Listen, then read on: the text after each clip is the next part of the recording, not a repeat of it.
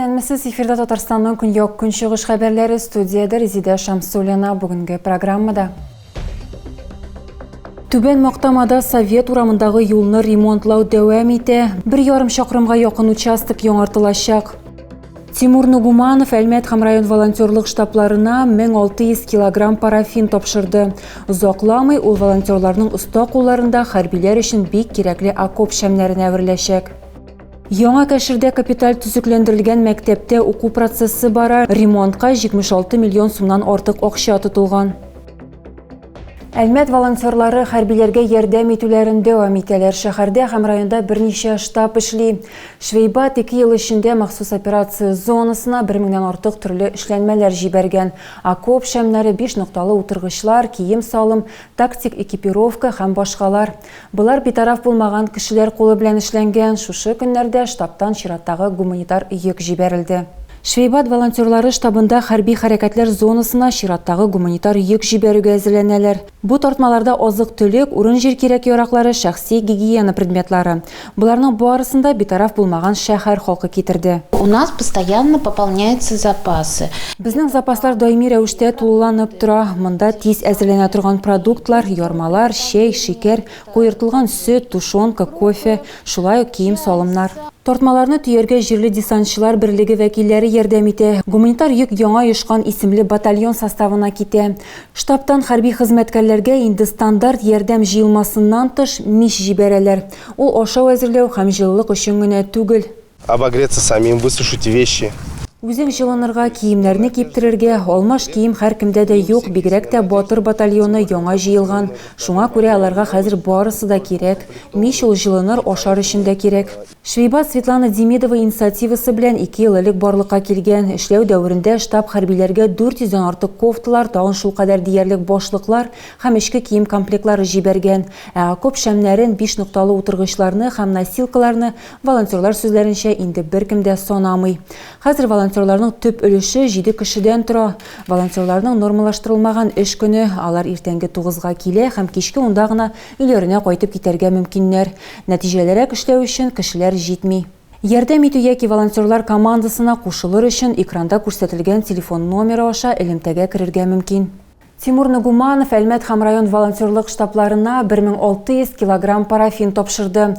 Хакимият ярдәме һәм волонтерларның җайга салынган эше бер юлы берничә машинаны комплектларга мөмкинлек бирде. Парафинны 7 волонтерлык штабы буенча таратачаклар. Узакламый ул волонтерларның оста кулларында алгы сызыктагы хәрбиләребез өчен бик кирәкле окоп шәмнәренә әвереләчәк.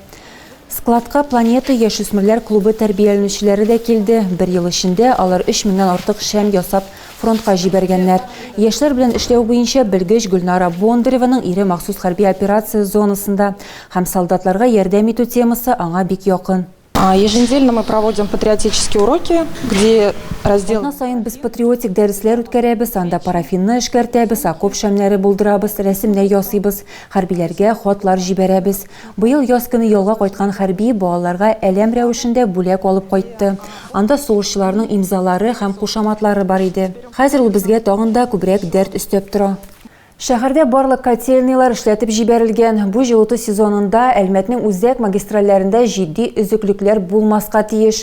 Өске катларда җылылык булмау еш кына системада һава булу белән бәйле. Департаментта аны чыгару юлларын күрсәттеләр.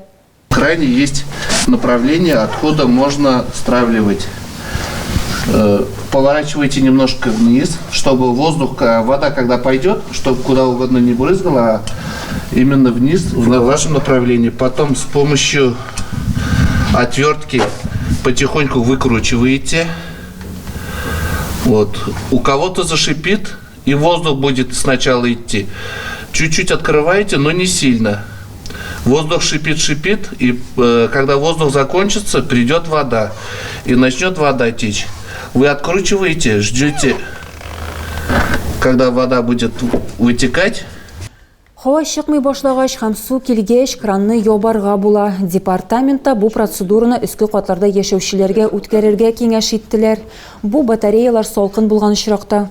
Җылылыкны 7 октябрьдә бирә башладылар. Кайбер участокларда зур булмаган өзеклекләр булды, аларны вакытында бетерделәр. Коммуналь хезмәтләргә җылылык бирү өчен 2 атна бирелә дип хәбәр иттеләр башкарма комитетта. Әгәр сезнең фатирыгызда салкын булса яки үзегез турбалардан һаваны чыгара алмасагыз, идарәче компаниянең диспетчерына яки экранда күрсәтелгән ачык әлмәт хезмәте телефоны аша мөрәҗәгать итәргә кирәк. Түбән Мактамада Совет урамындагы юлны ремонтлау дәвам итә. 1,5 чакрымга якын участок яңартылачак. План буенча эшләр ай ахырына кадәр тәмамланырга тиеш. Реконструкция җәмәгать транспорты пассажирларын да сөендерәчәк. Юлның бу өлешендә 6 яңа тукталыш барлыкка киләчәк. Юлчылар инде бордюрларны урнаштырганнар һәм асфальт бетон катнашмасын җәюне дәвам итәләр. Җирле халык сүзләренчә, юлны реконструкцияләүне алар 1 ел гына көтмиләр. Александр Потапов руль артында 40 елдан артык. Ул ремонтка кадәр урам буенча йөрүнең җиңел булмавы турында сөйләде.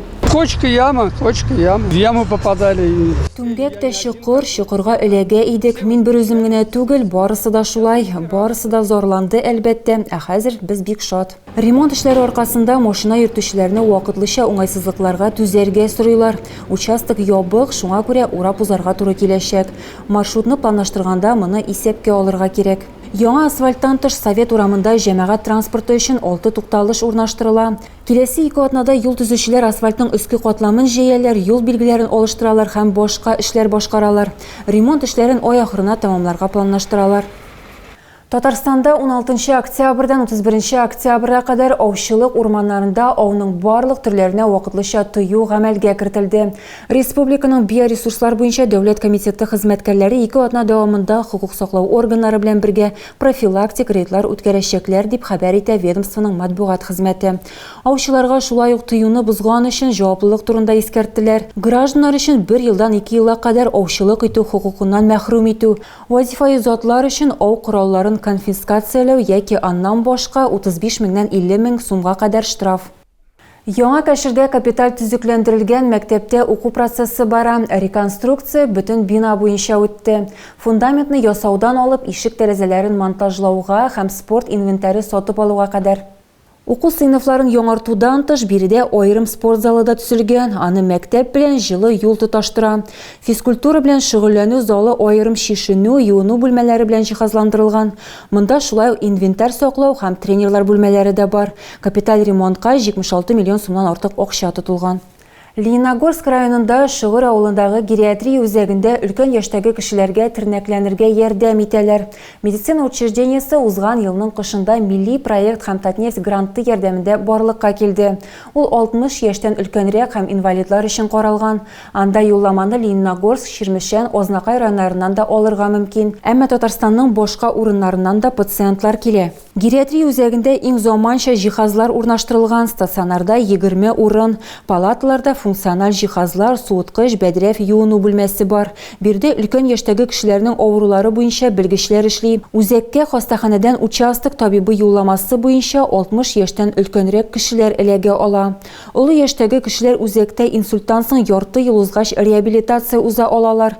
Табиблар пенсионерларга кан белән тәэмин итүне, ми эшчәнлеген, вак моториканы яхшыртырга булышалар. Дәвалану чоры 10-14 көн. Медицина учреждениесе коллективы зур түгел, 16 кеше, шуларның 2-се табиб, 5-се шәфкать туташы. Гериатрия үзәгендә тренажерлар залы, УЗИ аппараты, рентген һәм хәтта артрит һәм буын авыруларын дәвалау өчен азокерит терапиясе бар. Узган ел биредә республиканың төрле районнарыннан 360 өлкән яшьтәге кеше дәваланды. 2024 елның 9 ае эчендә шул кадәр диярлек. Тагы да күбрәк яңалыклар һәм тапшырулар белән безнең сайтта таныша аласыз. Без социаль челтәрләрдә дә бар, хәбәрләр юллагыз. Бүгенгә менә шулар. Мин сезнең белән сау булашам. Исән-имин булыгыз.